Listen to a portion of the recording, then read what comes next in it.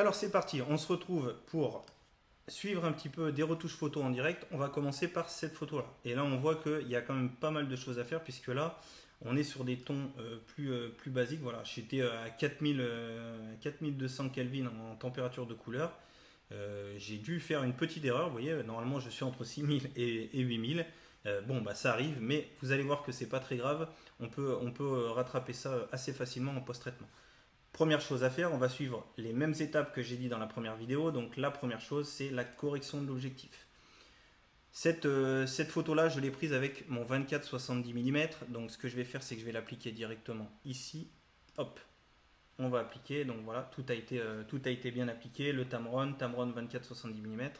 Le profil de correction d'objectif est bien appliqué, donc je peux passer à la suite. Maintenant, je vais passer au recadrage. Je voulais recadrer un petit peu. On va recadrer ici.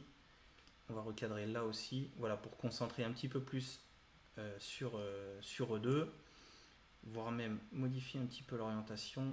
Voilà, comme ça, hop, je décale un peu, comme ça je mets le visage de l'enfant sur une ligne de tiers, et voilà. Donc là, ça me convient.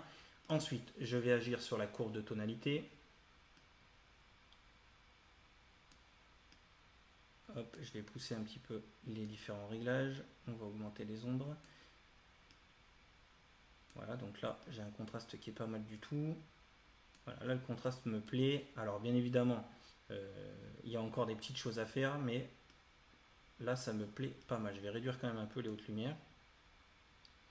Voilà, là, c'est pas mal déjà. Donc, j'ai ma fameuse courbe en S, qui est cette fois-ci un petit peu plus poussée sur les hautes lumières que sur les tons les plus sombres.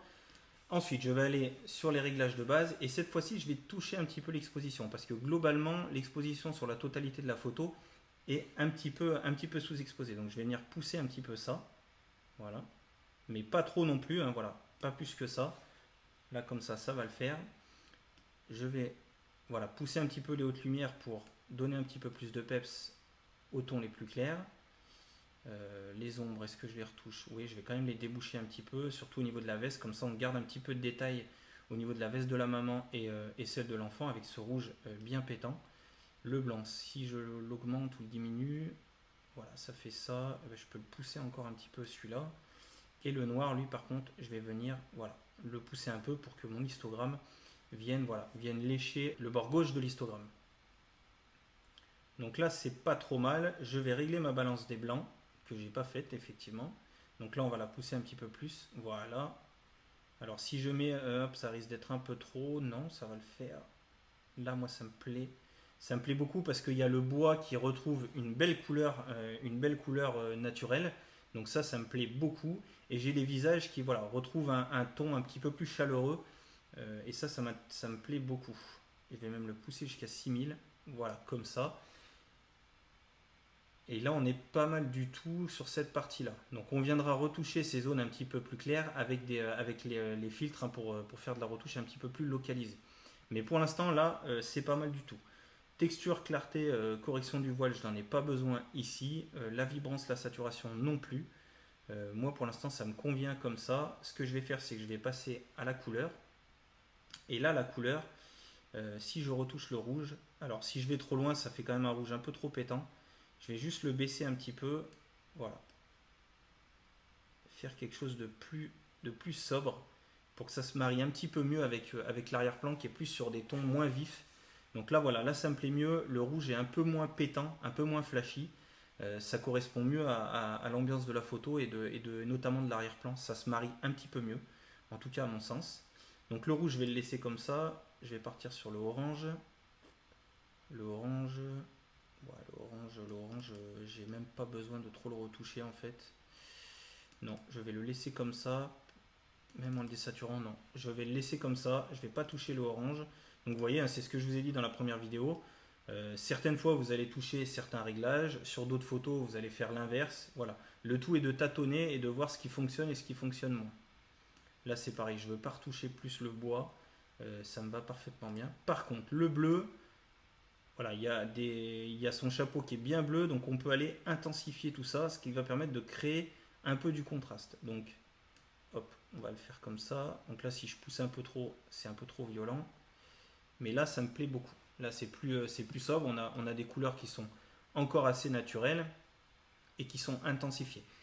J'ai travaillé sur le rouge, j'ai travaillé sur le bleu, j'ai travaillé sur le bois en arrière-plan finalement avec tous les réglages que j'ai fait jusqu'à maintenant. Et là, j'ai gagné en contraste avec tous ces différentes couleurs. Donc ça, c'est plutôt pas mal, ça me plaît beaucoup. Maintenant, ce que je vais faire, c'est peut-être partir sur des retouches localisées. Donc ce qu'on va faire, c'est qu'on va venir zoomer un petit peu et retoucher cette partie-là, qui est un poil trop clair à mon goût. Donc je trace un filtre radial.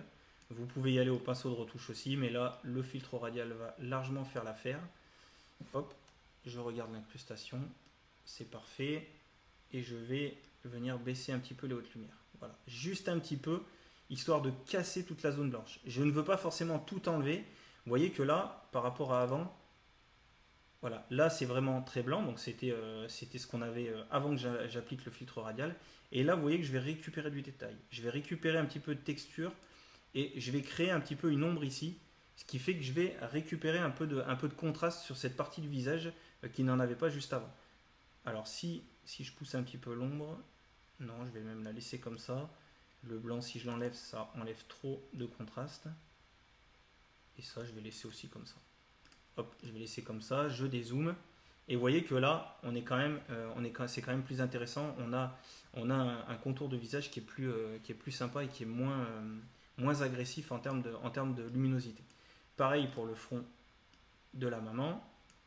Donc là, je viens encore créer un filtre radial. Donc c'est ce que je vous disais dans la première vidéo. Hein, le filtre radial est un des filtres que j'utilise le plus parce qu'il est simple à mettre en place, il est rapide et ça fonctionne assez facilement et de manière assez précise. On arrive à retoucher localement. Donc là, je ne vais pas trop loin non plus. Ce que je veux, c'est diminuer la zone, pas forcément l'enlever complètement. Voilà, très légèrement comme ça. Voilà. Du coup, si je vous montre le avant-après, hop, le filtre radial, donc je l'ai mis ici. Vous voyez là, on a une zone qui attire beaucoup l'œil. Une fois que j'ai appliqué le filtre radial, poup, on voit déjà beaucoup moins. On a récupéré en plus du détail dans cette partie-là. Ça intensifie le contraste et en plus on a cette zone-là qui attire un peu moins l'œil. On pourrait le faire aussi pour les mains qui là sont un petit peu trop blanches. Alors là on est un peu trop zoomé. Voilà, j'aime bien travailler aussi en voyant un petit peu le rendu autour. Hop, donc là je ne vais pas venir trop déborder sur le blouson du petit garçon. Voilà, on va se mettre comme ça et là je vais juste réduire. Voilà, ça permet de récupérer un petit peu de détail encore une fois dans la main. Donc ça c'est pas mal et on peut même venir le faire sur celui-là, sur cette main là plutôt.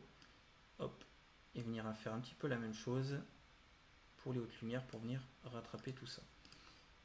Voilà, donc là si on fait un zoom, on a toutes les zones. On avait une zone ici qui était très claire, les mains qui étaient aussi très claires qui attiraient l'œil et le front de la maman qui également attirait l'œil. Cette fois-ci on a quelque chose de plus homogène. On pourrait presque enlever cette partie-là, mais j'aime assez ce côté brillant que ça fait sur son chapeau.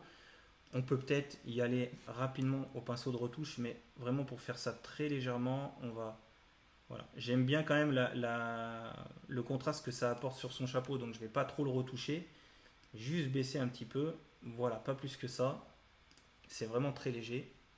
Voilà, ça me permet de diminuer un petit peu la luminosité, mais de garder quand même cette petite zone éclairée par la lumière. Ce que je peux faire aussi ici, c'est zoomer un petit peu. Hop. Et venir un petit peu déboucher les ombres sur cet œil là qui est plus sombre que l'autre. Donc là aussi filtre radial, je vais venir déboucher les ombres. Ça fait pas grand chose. Si ça fait un petit peu, on va écarter un petit peu, pousser un petit peu l'exposition, mais très léger hein, parce que sinon après c'est trop voyant hein. L'idée c'est vraiment d'être subtil pour éviter que vos filtres soient trop visibles. Donc là hop, là, on voit que je l'ai débouché un petit peu. Bon, il faudrait peut-être travailler encore un petit peu sur l'iris, mais on est pas mal. Ça a rattrapé un petit peu le côté sombre. Voilà, là j'avais vraiment un côté très sombre. Si on retourne même avant, voilà, là il était vraiment très très sombre. Et après la petite retouche, hop, j'ai éclairci l'œil. Donc on a récupéré du détail au niveau de l'œil. Donc voilà globalement, je vous l'affiche en grand celle-là aussi. Voilà, donc là j'ai quelque chose moi qui me plaît. j'ai quelque chose d'équilibré. L'exposition est plutôt bien équilibrée sur toute la photo. On a corrigé un petit peu les zones les plus claires qui attiraient l'œil, voilà, qui détournaient notre regard. J'ai redonné un petit peu de couleur au bois en partant sur des tons un petit peu plus chauds, hein, parce qu'on était sur des tons assez froids au moment où j'ai pris la photo. Et j'ai redonné un petit peu de peps et de détails et de texture aux vestes de la maman et de l'enfant et au chapeau. Je pourrais même aller un petit peu plus loin ici, retoucher cette partie-là. Voilà, déboucher un petit peu les parties sombres de cette zone-là. Et ça sera à peu près tout pour cette photo. Je vais déboucher là. Voilà, ça permet de récupérer un petit peu de détails dans ces zones-là. Pas trop non plus parce que vous allez enlever tout le contraste et c'est pas forcément ce qu'on cherche. Voilà, c'est très léger encore une fois. Si je vous fais le avant, voilà, avant on avait une zone qui était assez sombre ici. Le après, voilà, c'est légèrement débouché. Donc je vais vous le rafficher en grand. Hop, voilà, on a récupéré de la texture ici dans cette zone sans enlever le contraste. Voilà, on perçoit un petit peu mieux les mailles de la laine.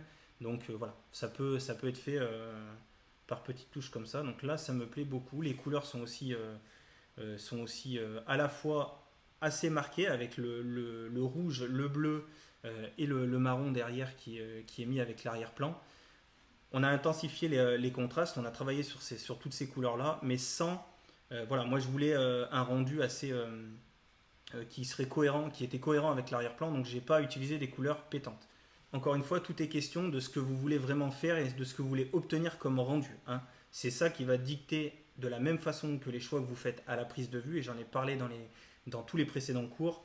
Les choix que vous allez faire au moment du post-traitement vont être dans la continuité de ce que vous avez souhaité faire au moment de la prise de vue, et c'est grâce à ce rendu que vous avez en tête que vous allez pouvoir travailler voilà, finement sur tel ou tel réglage. Et bien sûr, si ce n'est pas déjà fait, vous pouvez vous abonner à la chaîne, taper sur la petite cloche qui est juste à côté, qui vous permettra de ne rien rater et d'être alerté dès qu'une nouvelle vidéo sera disponible sur la chaîne. Et en plus, vous aider concrètement la chaîne à gagner en visibilité. Donc merci et à plus. Bye.